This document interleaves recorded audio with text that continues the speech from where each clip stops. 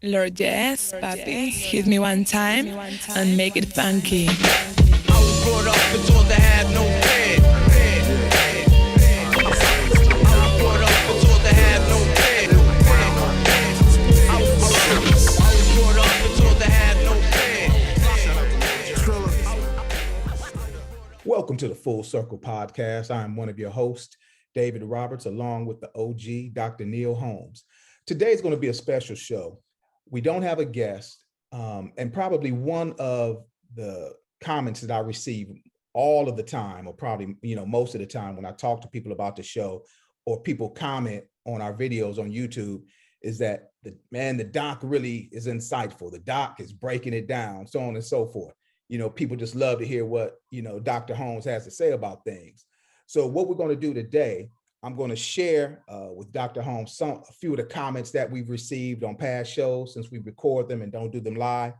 Although oftentimes when people comment, I do send replies, or try to send replies, but other people that watch the show may have the same comment or same thoughts. So we just want to share some of those comments, and we're going to respond to those. But mostly, the doc will respond, since he's the one that everybody likes to hear.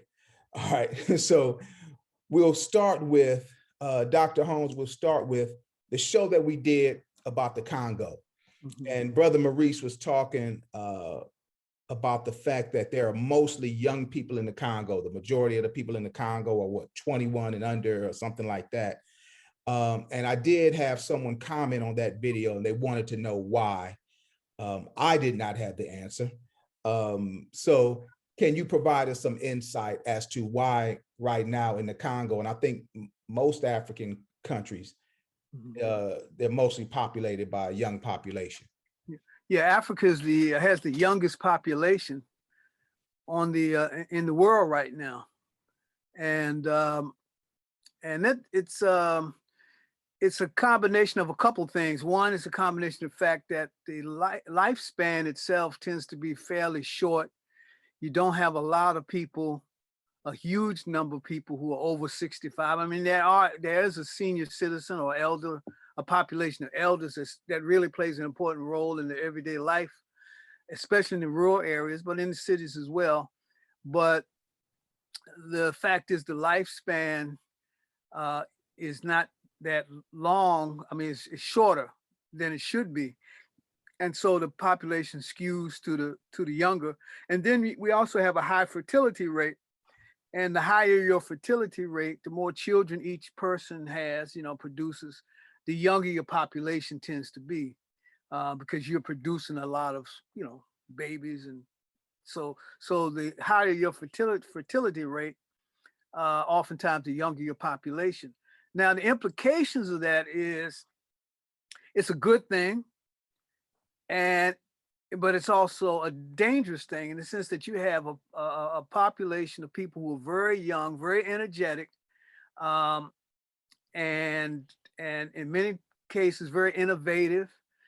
But on the other hand, it's also a population, because it's young, it can be open to not necessarily always the best ideas coming from the outside world. So we have a lot of attempts to lead our young people in terms of which direction they should go, and so forth. And a lot of the bright lights, big city, or those kinds of things appeal to younger people. So with this young population, you're seeing an energetic, vibrant population that's ready for change.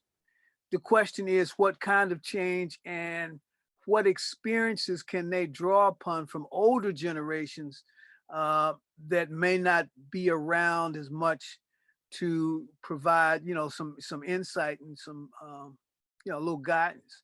And here again, the question of literacy is very important, and the question of the educational system, because oftentimes we have educational systems, and this is what Brother Maurice and his organization really were trying to deal with.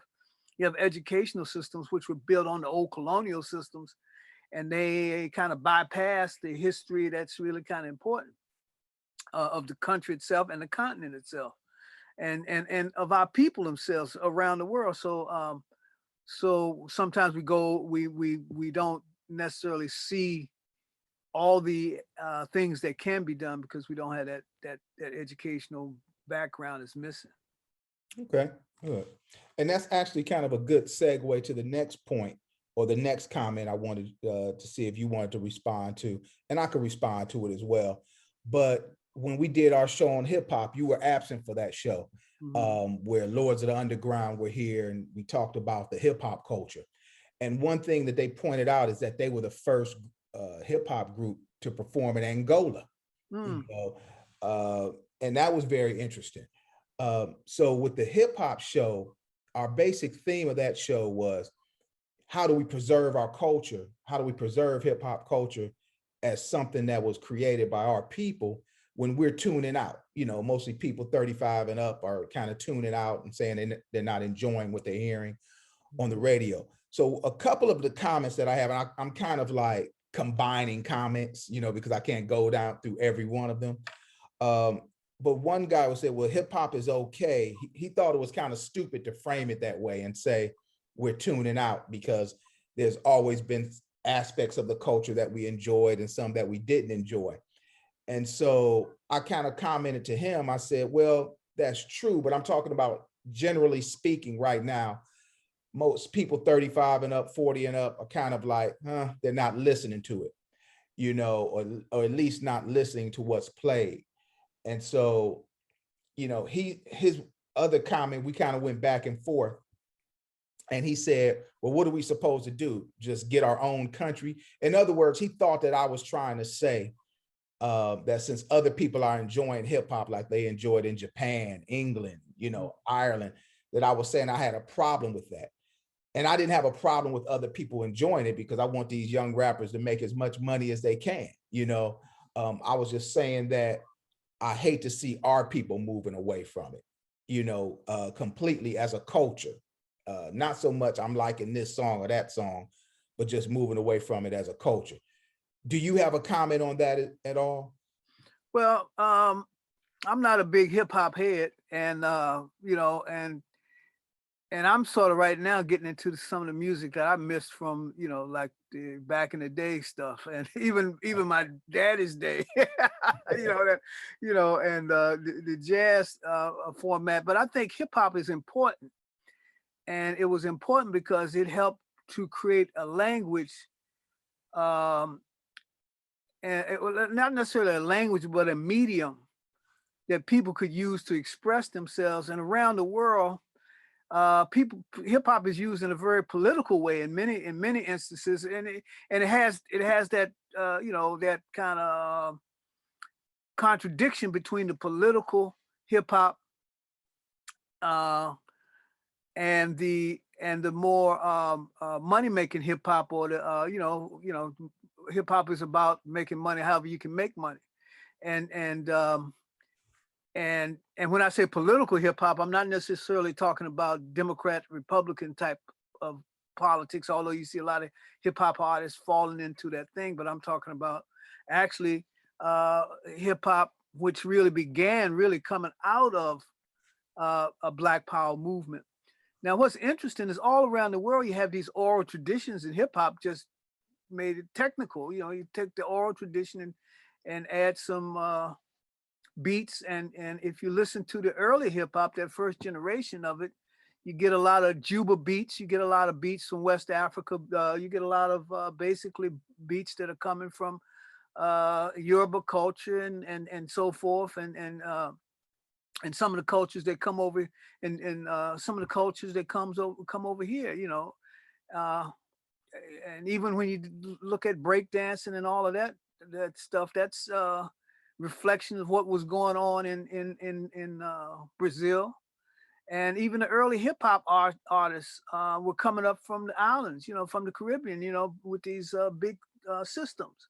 So, you know, so hip hop had its beginning in a sort of a Pan-African mix, as people were coming into these urban areas from all over the place. And they were coming here at a time when the powers that be stopped putting money in school systems. So you didn't have bands anymore. You didn't have money for a band. You didn't have people teaching band like you used to. and band equipment got expensive. So you got a lot of nerdy kids going into the junkyards and putting these turntables together and taking the place of that other stuff. So hip hop emerged at a certain period. And so it is important. It's a world music. And what people on the continent are doing, you got people like on West Africa and East Africa collaborating on production. And they might be 4,000 miles away, but using the, because y'all are skilled, the younger people are really skilled, especially in Gen Z or whatever they call them, are skilled with the use of this technology. So they collaborate in producing their music online and from different parts of the continent. So it has that aspect to it too. So you got that, you got certain level of misogyny in it. You got a certain level of this, that, and other. The early hip hop that I remember had a whole community of people with all kinds of different things. And then you had it getting a little more narrow. And I think it's beginning to broaden out a little bit more. So that's my take on it. I think really it's important time for all these musics, because hip hop, like all music, gonna respond to what's going on in the street. And if the street is about exploitation, that's what you're gonna hear. If the street is about struggling for justice, then that's more and more what you're gonna hear. Okay, good. And it's interesting. I think your comments sort of encompass what I was trying to say, or what we were all trying to say, that regardless of the direction that it goes in and how I might feel about it personally, it's important because it's the voice of the young people. So that's, I think we're on the same page here. So let's move on to, I want to discuss 3 other topics real quick that weren't necessarily something that we haven't necessarily discussed on our show, but I just wanted to get your take on it. Since again, the people I talk to and comment, they like to hear the doc's take on things. Kamala Harris saying that America is not a racist country, or she agreed with someone else that said it's not a racist country. What's your take on that? First, let's talk about who she's agreeing with. After Joe Biden's talk, I guess that was last week, talk to the assembled 2 houses of Congress, and he was laying out his agenda for the future, his plans and so forth. After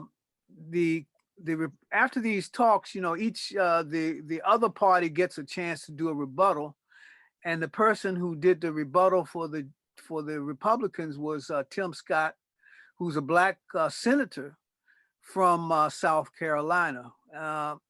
And Tim Scott's an interesting guy because he's very conservative. He's coming out of a conservative state. He gets South Carolina's a state with maybe about 35% Black population. Could be a little larger, but a white majority and a fairly conservative white majority. So they feel comfortable in sending Tim Scott to Congress, to the Senate. At the same time, Tim Scott has been outspoken around certain questions in South Carolina, like removing the Confederate flag from certain places, and those kind of symbolic issues in terms of statues and that. And he authored a bill last year around policing, which had some things, and it was pretty limited, but it had some stuff in it. So Tim Scott is kind of the conscious in some ways inside of the Republican Party around some of these questions of race. But again, he's himself very conservative. And in his talk, he mentioned things that he had experienced as experienced as a person, in terms of bad experiences with the police, etc. Other forms of what other people call systemic racism. But he said he made a statement, America's not a racist country. And then that was followed by Kamala Harris saying America's not a racist country, and Joe Biden saying America's not a racist country. So I think the big question is, what do we mean by racism? What is racism? If you say something is an A or something is a B, well, what is the definition of A or what is the definition of B? And that's part of the problem, because what do we think racism is? Some people believe racism is something that's in your head, a set of ideas that's in your head. Other people believe that racism is a set of institutions and institutional practices. And other people believe that racism is a combination of those two things. So if you believe that racism is something in your head as a belief structure, um, then what is it that's in your head? Some people believe if you believe that it's a belief that's extremely negative, then that's racism. And other people believe that it doesn't have to be that extreme to be racism, as long as you believe that somehow your group is better than the other group, the other racial, quote unquote, racial group. Um, the other thing is and this idea of race being something that's not necessarily in your head, but something that's in institutions, came out of people like Kwame Ture and Charles Hamilton. They talked about institutional racism. So what they were saying is that racism is not just what's in someone's head, because this is when we talk about Black power, but it's really something that includes all of these institutions. And so when young people now and people in general talk about systemic racism, they're really talking about, he talked about institutional racism. That is, if you look at the United States as a system, or as a country, as a social, it has a social system with a number of pieces to it, economic, justice, sexual education, and so forth and so on, then if in each of those institutional segments you see racism, that's what they mean by systemic racism. And if in every institution, if you see in every institution, you see this thing, then you have what they would call systemic racism. You say, well, America is characterized by systemic racism. It's throughout the country. So those proponents would say it's in the country itself. And see, so some people are trying to say, well, the country has this problem, but everybody is not so bad. That's what Kamala Harris is trying to say, I believe, and Joe Biden is trying to say. It's like the bad apples theory in terms of policing, as opposed to the institutional form of policing. It's not the individual police person or individual police officer, but it's the institution, that the institutional or the structural racists would look at as what you have to change. You're not trying to change every institution, every individual person, although that'd be great if you could. But if you can change the institution or institutions, because you're talking about education system, you're talking about sort of a cultural systems that include movies, television, radio, all this stuff that influence how we think. And then thirdly, have people who believe that both things, that there's an interaction between all of this kind of stuff, between our ideas and the institutions. And these folks would say that, hey, you can have very well-meaning, let's say whites in this case, because racism, depends on which group is on the top, that is going to be that this thing works. And in this country, whites are on the top. So you can have well-meaning whites who in their individual activity don't believe that they have negative ideas toward Blacks and have Black friends, or, and are trying in the way they see to make things better in the world. But even when they're doing that, even when they're on the front lines, they still benefit from the system, whether they agree with the system or not. So it's a very difficult thing to deal with. It's not easy. It's not an easy thing to transform. And that's why some of us, I have to always put my plug in for Pan-Africanism, because that's, some of us think that in order to transform this stuff, we have to kind of go beyond the U.S. in terms of that. The U.S. it's gonna be difficult for the U.S. to transform itself, and that has to be a kind of international milieu or environment that has to make that transformation.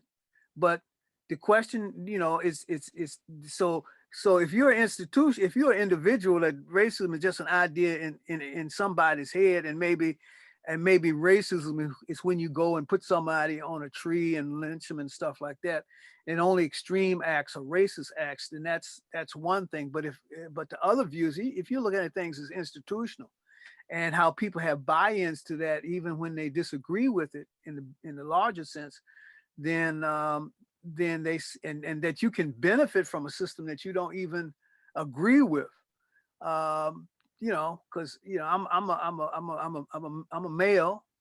I benefit from sexism even if I don't agree with it. You understand what I'm saying? So this if you take it beyond just race and look at some other systems of how they operate, that racism as a systemic thing characterizes not just this country but you know, the West in general. And I don't want to go too on and on and on, but we don't want to confuse. Racism is tied to, but it's not equivalent to colorism. So we have colorism within our own community. We have internalized some aspects of racism inside of ourselves. So even though we are oppressed in many ways by racism, every oppressed people takes on some of the characteristics and some of the ideas of their oppression. And so we begin to have negative aspects about ourselves as well. So there's an internalized aspect to this thing too. So and we begin to know, and the other thing about racism, it normalizes certain things that if we begin to see African people or Black folks in positions where they are being abused, and we say, or being being um, living in a substandard condition, and we take that for granted, then it has become normalized. We think that, wait, that's the way things are, and that's just the way they are. There's nothing we can do about it. And that's the trap of racism. You get caught into this thing. So that's my opinion, in terms of the quandary in this whole question, is that in order for us to have this discussion, if there's going to be a discussion about it, we have to understand what we're talking about when we talk about this racism. And when somebody says America is not racist, or somebody else says America is racist, what are these two people, what are these two positions actually talking about? Are they talking about just something in somebody's head, or are they talking about some institutional thing? Right.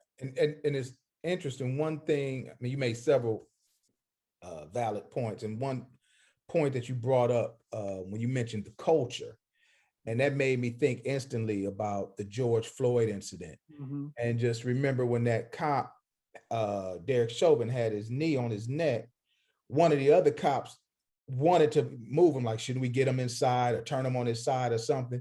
Mm-hmm. And when Derek Chauvin just refused, he just let it go. So that cop probably thought what Derek Chauvin was doing was wrong, but it's this culture that, right, that I'm not going to interfere with another cop, even if I think what he's doing is wrong. And now he and his family may suffer, because he may end up going to prison for something that he didn't do.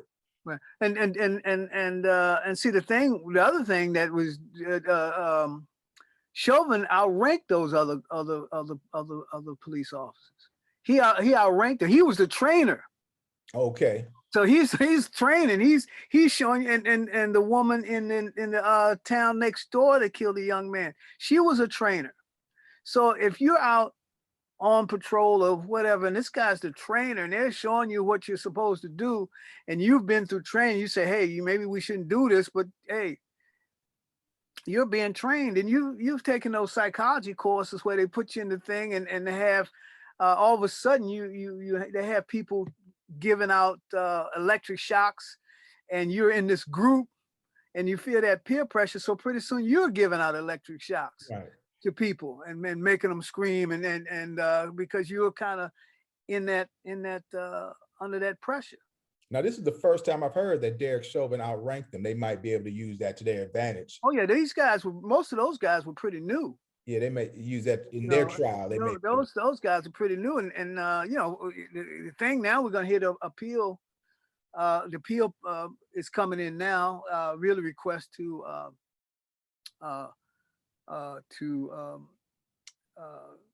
dismiss the case. Well, not to, but that the trial was wrong because you had one of the jurors, a Black male, had attended a march in Washington, D.C., and he had on a "I Can't Breathe" T-shirt. So they're saying juror, so they're saying that there's some inconsistencies with the trial. So where this goes, We don't know, but we definitely know the appeal is coming in, and what happens with the appeal process it's the courts aren't finished with this case yet. It's not a finished case at all. All right, we'll be following that and tracking that, definitely speaking about that. So the racism discussion, What do you think in terms of this racism, this discussion? what do I think? Mhm. I think America is a racist country based institutionally. Of course, there are 200 million whites, 46 million blacks. Everybody's not exactly the same. Everybody doesn't have the same attitude. So if that's what they're talking about, okay, yeah, there's good and bad in everybody. But like you said, the institutions are entrenched and defined by racism, even down to where we live. This isn't something that's new. It's something that was put in place years ago, when people coming back from Black soldiers coming back from World War II couldn't get the GI Bill to buy a nice home and then get that equity and pass that wealth on down to their families. And then when they were able to buy homes, you could only buy in certain areas, and they made sure that we didn't get the nice areas. So when you say racism, I'm talking about institution, that power, as you taught me at Akron, that power plus that prejudice equals racism. So I could be a bigot. I could say I don't like white people, which is not true. I judge people individually.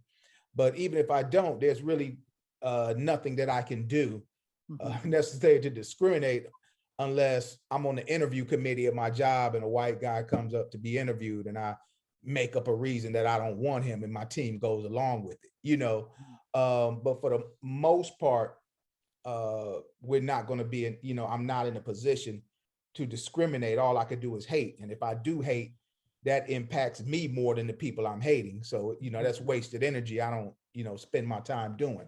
But to say that America is not a racist country, like you said, they could have been talking about individuals, but I thought it was a ludicrous statement because we all know it is. And I thought it was something that's kind of easy to make once you gotten to the position of vice president, and you were primarily, elected by Black people, and I don't recall having that discussion during campaigning to say anything like that.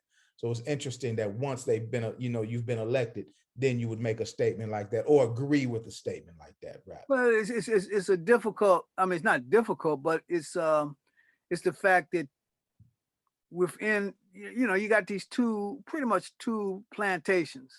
You have the Democratic Party plantation, you have the Republican Party plantation, and both of them are going to limit you in terms of how far you can go, because in the Democratic Party you have to deal with they have what you call a big tent party.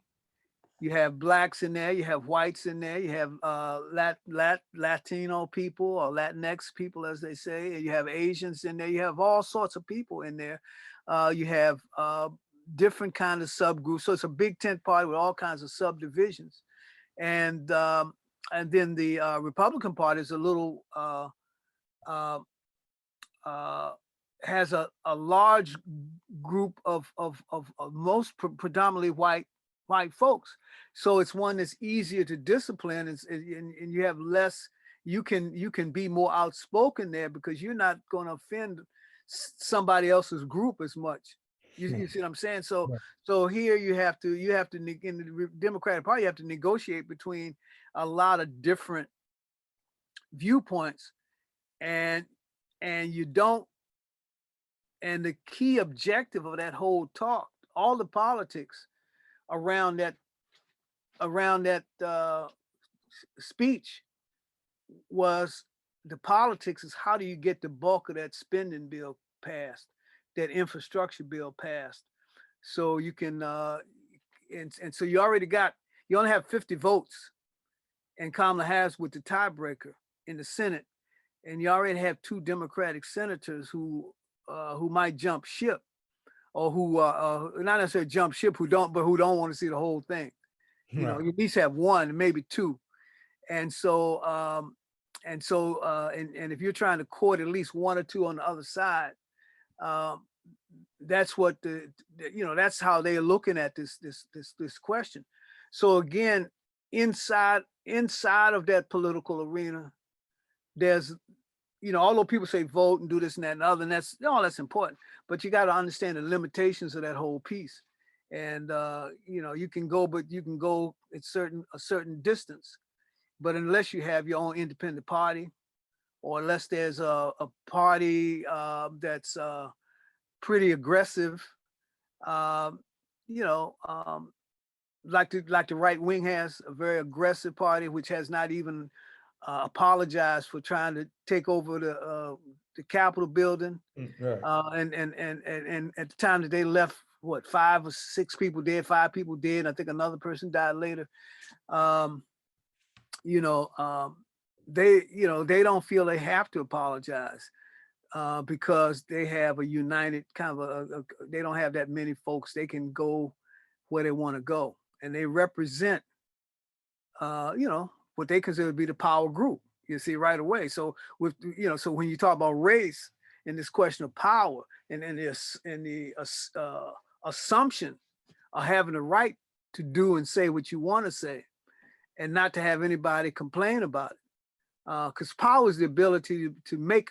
One of the aspects of power is the ability to make other people do what you wanted them to do, even if they don't want to do it. Mm-hmm. So that ability and that saying, I can say what I want to say, and if you try to say something different, if you come up with something different, then we're gonna make.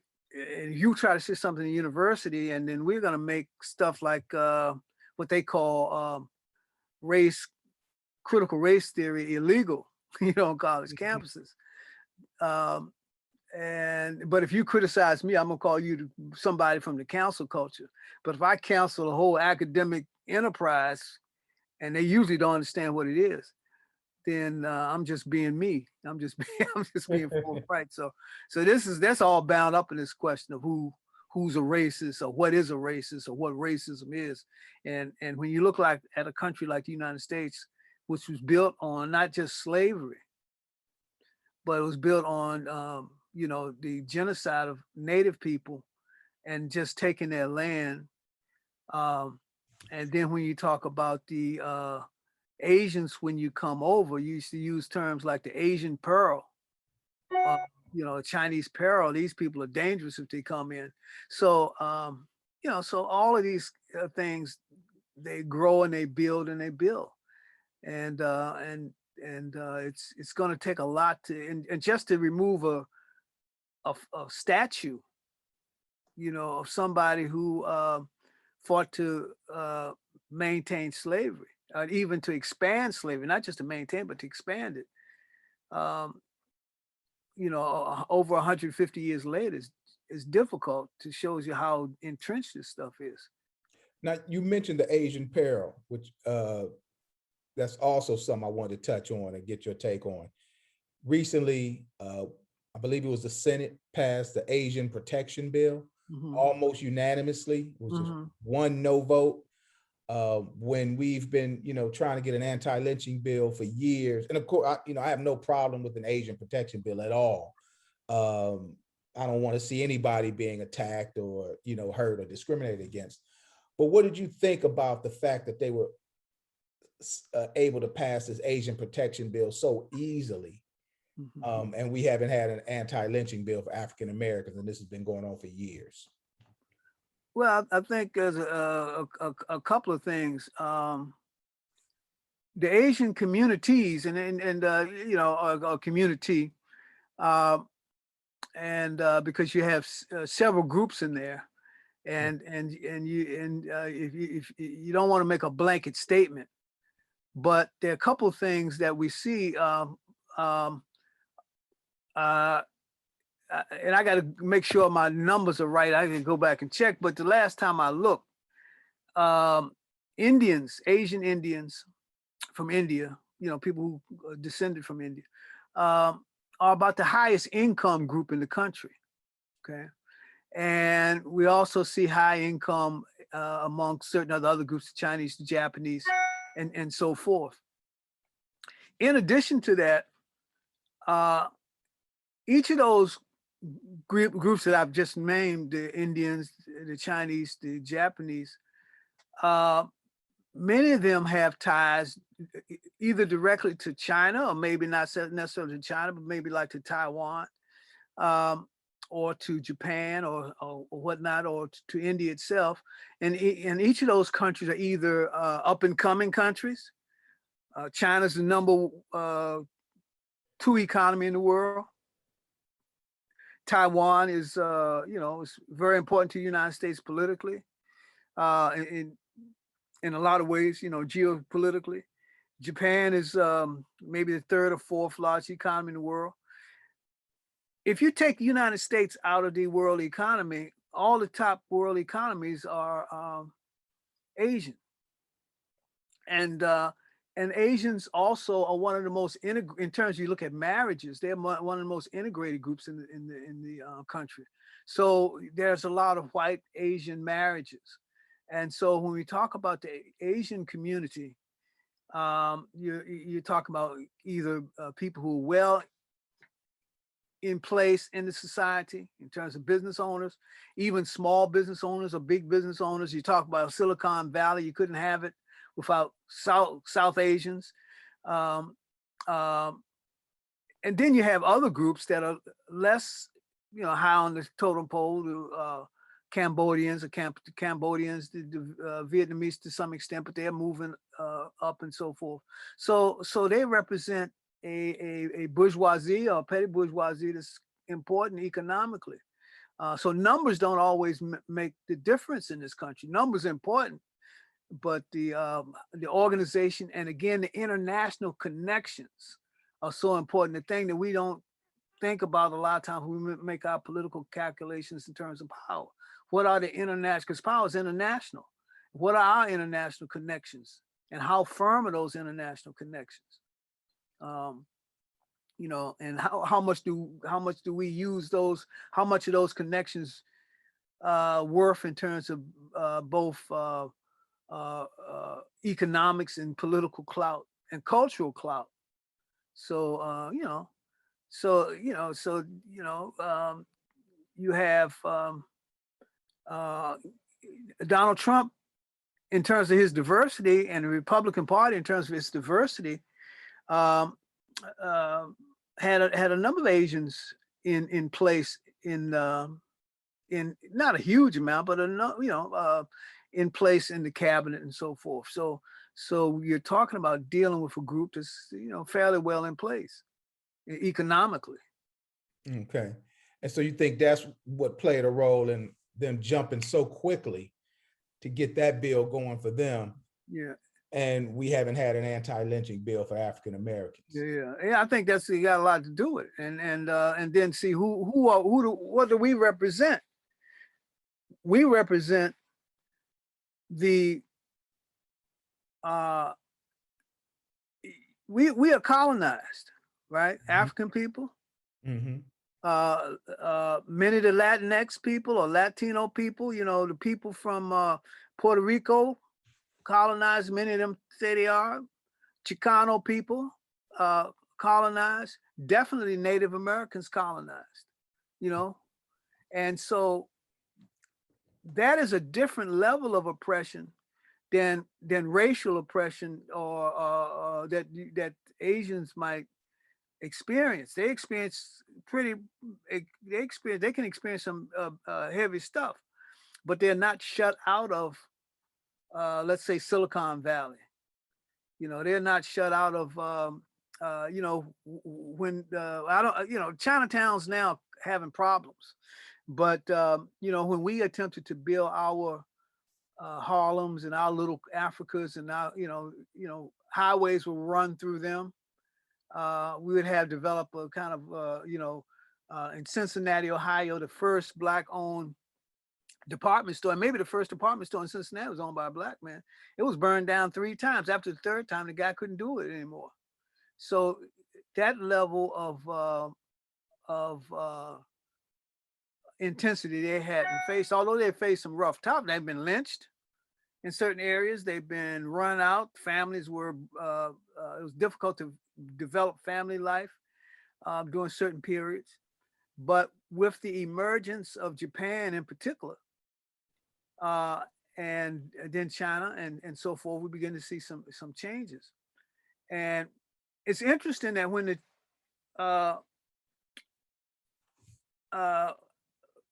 the Chinese did their main, when we think about civil rights bills, we think about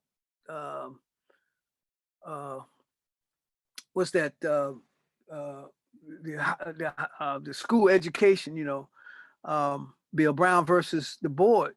Right. But I think in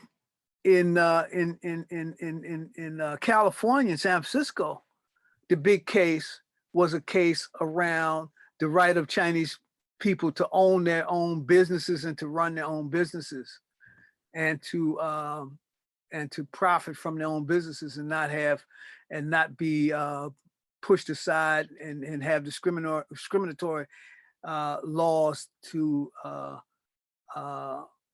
limit what their businesses could do. So they took a different approach to what, in terms of, and out in California, in San Francisco again, the first attempt to segregate Blacks and Japanese in the school system occurred at the same time. And what happened, the Japanese embassy came over and said, look, you guys can't do that to our folks because that's going to mean bad relations between our countries. So it didn't happen to them. But for the Chinese and others, they looked at the big, they looked at working around the economic questions as the big civil rights question, as opposed to necessarily just going to, the schools. They had some school issues, but the economic question was kind of key for them. And that Yick Wo is the name of the question. Name of that case. I always get it backwards. What was the name? I think it's Yick Wo. I always sometimes call it Wo Yick, but I think it's Yick Wo. Okay, I have to look that one up. Now that brings me to our last topic. This whole need, I guess, for an Asian protection bill came about as a result of Donald Trump originally referring to the coronavirus as the China virus, which is, so ignorant. That sounds like something that a teenager would say. And, I'm just shocked that someone that was a president would say that. And you had mentioned before that now there's an issue with licensing of some of the vaccines, and that's causing an issue. What's going on there? Well, Joe Biden mentioned something today that's kind of important in a way. He said that he believes that he supports the idea that there should be a temporary suspension of these patent rights, I guess, licensing rights, so that the vaccines could now be manufactured in other countries and not just wait until Pfizer or Moderna or these other people create these vaccines. So the biggest vaccine produced in the world is in India. And if they're licensed to produce these vaccines, they can produce many more of them than they're producing. South Africa produced, I think I forget, 1 million doses of one of those vaccines, but they could only keep like 10,000 of them because they had to send them all to Europe because they were producing them from, for one of these companies. So, it's, and see, the Pfizer vaccine actually got started. It's really based on the research coming out of Germany, a German company. So they probably had to go to Germany. So again, that would open things up. And those rules to protect these companies came about when they formed the World Trade Organization, or the WTO. And that was something that was one set of institutions that was built in a way to kind of keep what we call the third world from really coming up. They had these things that got rid of all of the things that we had developed in the 60s and 70s. Government developed economic enterprise. Those things had to be sold. Other things had to be cut. Subsidies to business, to schools had to be cut. All that kind of stuff. And so now countries were suffering. And so you form this WTO trade organization, said now we get the whole world to trade. And the pharmaceutical company, as one of the big industries, insisted that these licensing rights and these patent rights to their chemical, to the drugs and so forth, be something that you couldn't break into, you couldn't suspend.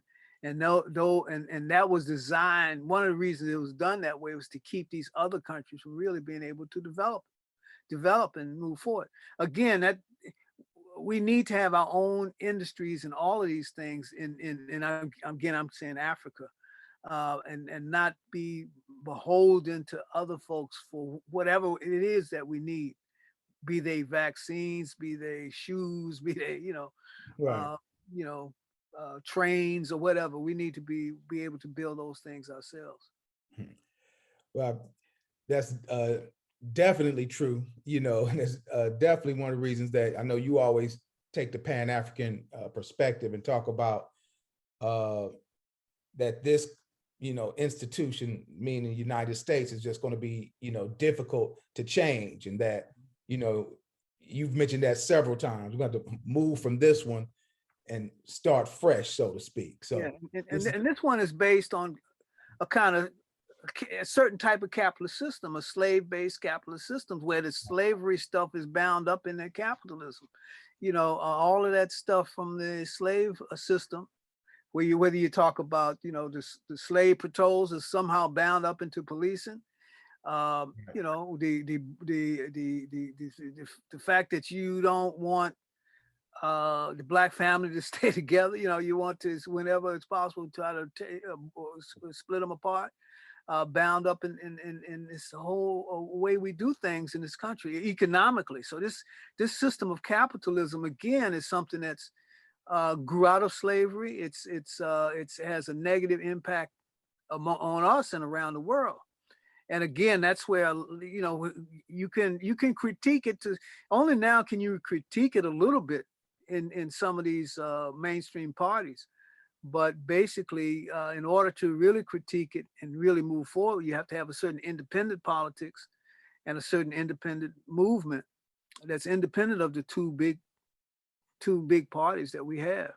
Although you have some very courageous people now, and some of the people in the Democratic Party are trying to do some interesting things. But at the end of the day, you've got to have an independent view, independent movement, independent critique. That's going to allow us to move forward, and it's got to be a world critique. We got to play our part. I'm not saying we just give up and run away and go somewhere. That's because the system we're talking about is everywhere in the world, so you can't run from it. right. But you can mobilize and organize people in a way around the world to transform it.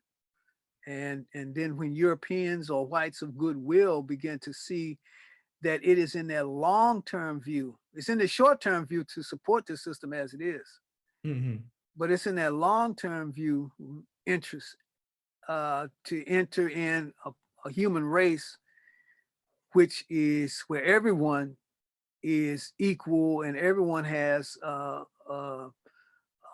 their share of the say and the resources, where cultures can be,